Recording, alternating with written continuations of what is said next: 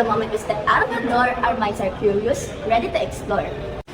Every question asked, every observation made, every idea is shared as part of growth. But one question always lingers: how do we know that learning is actually taking place?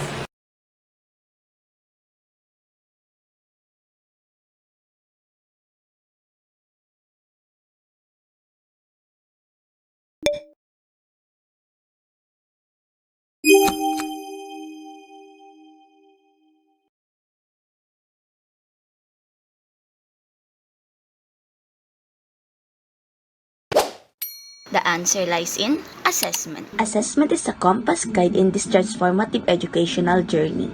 It eliminates exactly what a student understands, pinpoint where they stumble, and maps up where they can go next.